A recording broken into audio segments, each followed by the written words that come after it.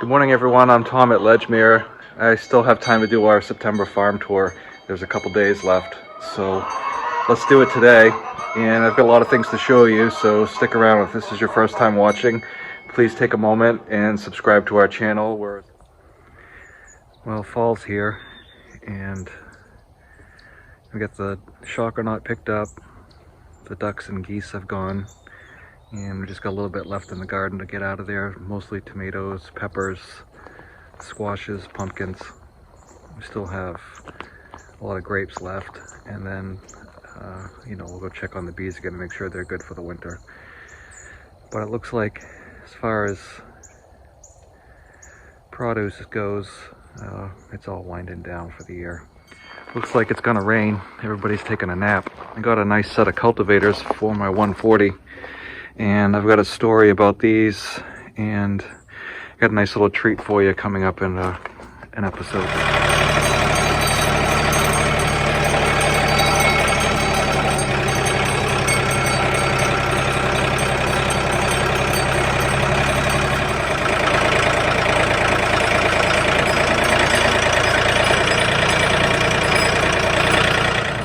What's up, buddy? Ready for supper? Huh?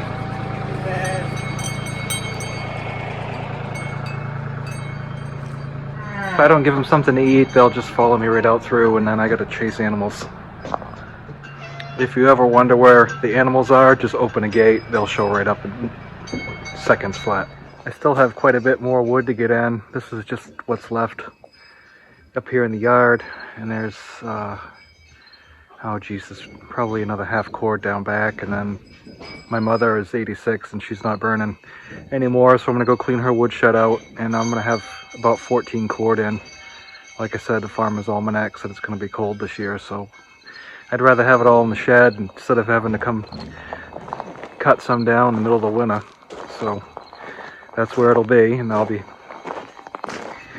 glad to have it in, so whatever I don't use this year, I'll just have it there for next year. You guys ready for a ride? Go to the post office? So it's been really chaotic here the last, well, 2 weeks anyway, because, three weeks. We sent out the sheep to the butcher, and so we've got them processed and back, and the customers are all happy with the sheep.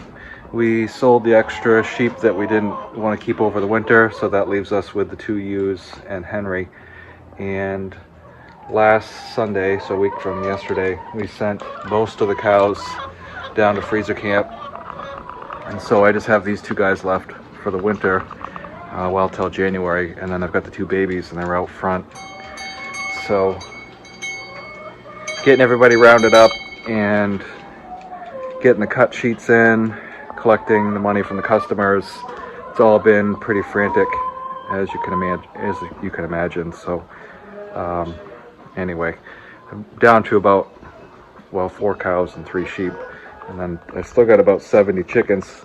But this second flock here, which is the old flock, once the new flock kicks in full blast, these guys are going to take a ride, and so I'll be selling off this is the year-old flock over here. And in order to have consistent eggs, I don't keep chickens through the molt. And so every flock of chickens, I keep them about a year, and then I send them down the road and get a new flock. So I've got the replacement flock behind me, which I'll show you. These guys all got fresh bedding yesterday with diatomaceous earth underneath. The cattle yard was cleaned out this week. I've got a friend who has a tree service, and he brings me bark mulch, so it's a really aromatic fir and pine mix this time. So I stripped out all the manure and muck from here and put in about a foot of pine, and with that I put in diatomaceous earth and some cedar products I had kicking around just to get that stink out of here, because what was happening is this is where I feed the animals primarily, and then when you got a pile of cows out here eating, and with all the rain we've had, it's just been it's been unpleasant. And so when you've got a farm, if you've got an area that, you know, is really getting smelly, then, you know, you got a problem, which I for sure did. All the rain that we've had has just made it impossible to keep everything as clean as I wanted.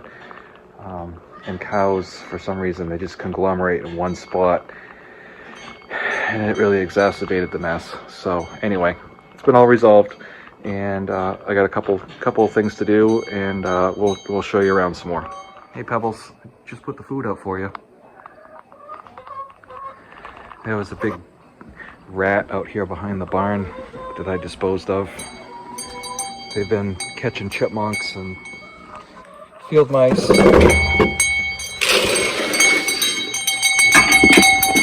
And so I primarily will feed the animals. You know, they're pasture raised and they get a lot of hay in the winter, but I do supplement with grain. And as those of you know me, I like to give them a little bit of grain every day because it keeps them friendly and it keeps them coming back. They hear my voice, and chances are pretty good they're going to get a reward for coming up to the sound of my voice. So let's go get the chickens done. Good morning.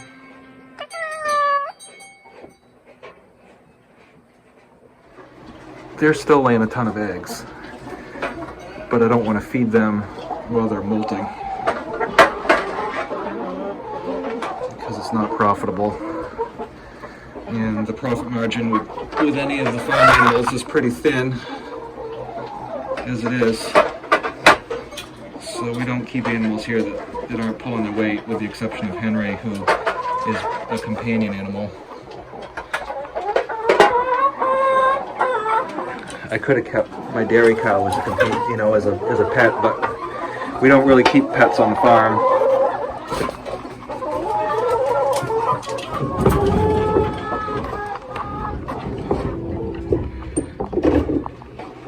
We don't keep ornery cows, so if you've got a mean cow, get rid of it. Open cows, which means female cows that aren't bred, and so they're just taking up real estate and resources, those need to go. Old cows, the older the cow, the tougher the meat, and the more likelihood of something happening to it in the form of disease or accident or whatever. And the fourth O is out. If you've got a cow that likes to be on the wrong side of the fence, you need to put wheels under those cows, because they're bad. They're bad for the farm, so you get rid of them. So old, ornery, out, open, put wheels under them and send them down the road. Get them out of there. Pebbles is a good mouser. You'll usually find her skulking around in the bushes out here, or hiding, waiting for field mice. She's very good at that.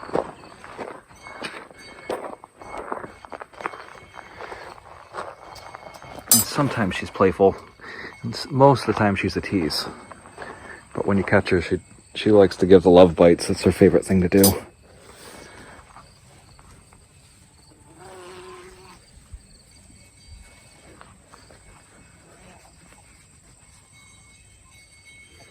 Taking over.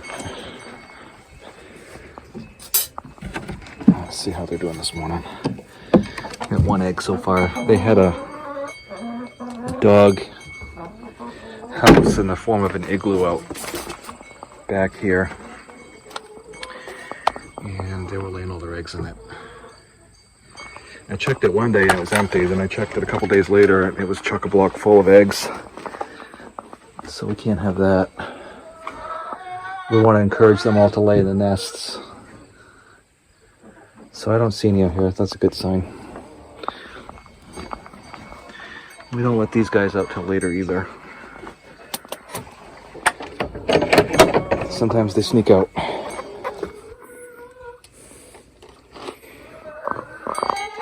I don't really like Orpington chickens. They go broody,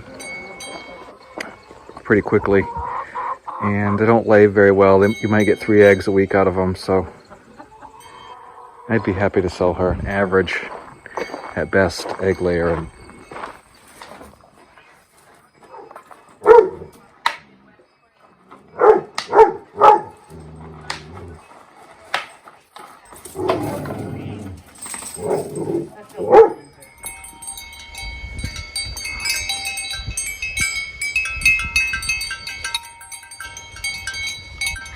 they say winter 21-22 is going to be exceptionally cold and snowy here in Maine this year, so I'm putting in extra firewood, and the kids keep telling me I've got enough, and I tell them we have enough when I tell you we have enough, which means we have no more room for wood.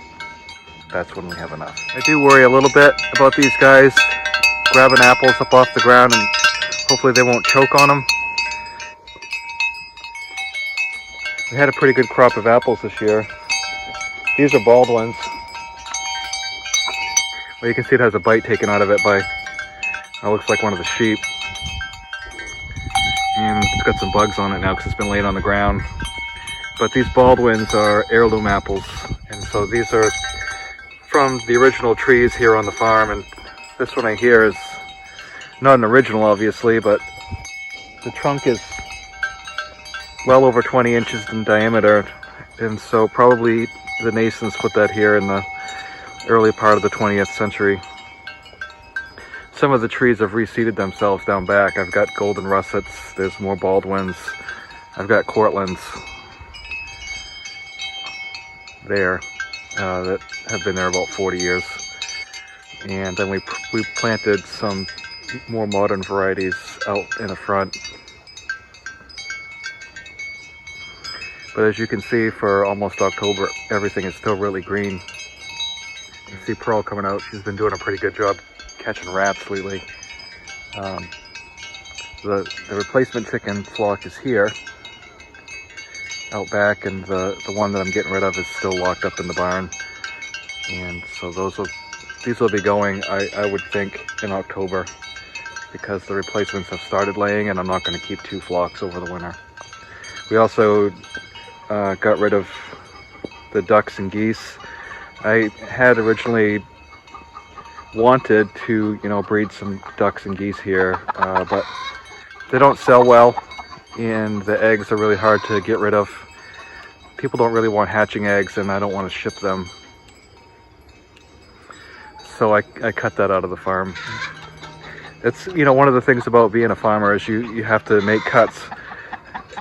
So you try something and then you give it a go, and if it doesn't work, don't keep throwing good money after bad, and make the cut and get rid of it.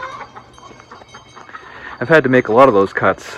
I really wanted a cow-calf operation, but that wasn't going to work out here. It's just not feasible or cost effective. So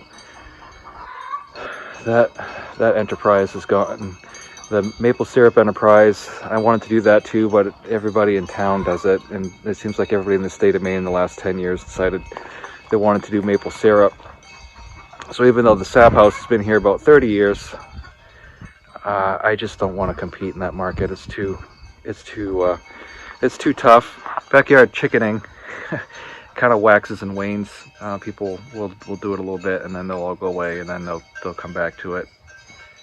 But I've been pretty steady with chickens for about 20 years, and I do okay. I just know how to manage chickens pretty well. So part of our name, Ledgmere Heritage Farm, we do like some heritage breeds, so I do always keep some heritage breeds of chickens and some sheep. A couple of the sheep are heritage breeds. But overall, and we did have we tried American Guinea hogs, and they're super smart. They were friendly. They were nice pigs, but they have way too much fat on them, and so you're throwing most of the meat into the slop pail, into the trash. The meat was a red color, so it looks like beef. So it's not a white meat. Very tasty, but very, very fatty. And the amount of money that you put into that compared to what you recoup, not worth it. So with heritage breeds, it's kind of hit or miss, and I understand why they want to conserve the breeds, because once they're gone, they're gone.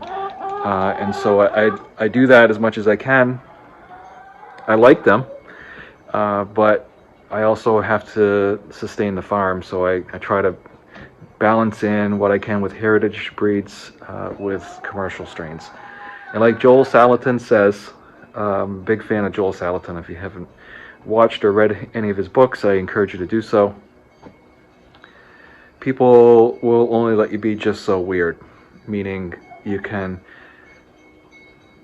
get the commercial broilers, raise them on pasture, feed them as organic or all natural as possible, and the meat will taste a little bit different, but it's still the same bird that people are used to buying in the store. Once you go 2 steps away from that, now you've got like a broiler, which is a ranger broiler or some odd bird, and then you put it on pasture. The flavor is so different, and it's so weird that people won't buy it. And I have really found that to be true, that what you grow has to have a similar flavor, but better than what people are used to buying. So I think you understand what I'm talking about. And the camper's been put up and taken down a couple times. We've been treating it with a preservative so it'll last longer. This is the original canvas from 1984, and my dad and mom bought that when I was 12, and I remember going camping a lot in that, so that camper is pretty special to us. The forecast yesterday said no rain for the week. It poured last night, and then I checked it again this morning. It said clear the rest of the week. Guess what it's doing right now? It's raining. You know the old saying about March where they say it's in like a lion, out like a lamb? Well, September in Maine is kind of like that. It's usually in like a lamb, out like a lion, because 2 days ago it was hot and muggy and sweaty, and I wish I had gloves on this morning. That's how cold it is.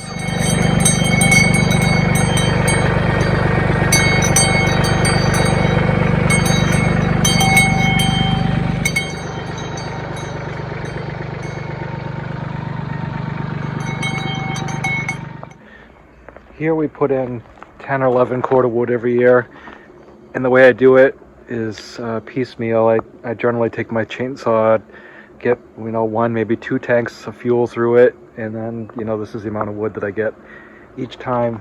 And a lot of the wood just comes from the fence rows along with stone walls, stuff that's down, etc. I've got 60 acres that I don't need to go out and just like hit it hard and cut all the wood at once, so I just go around and select it.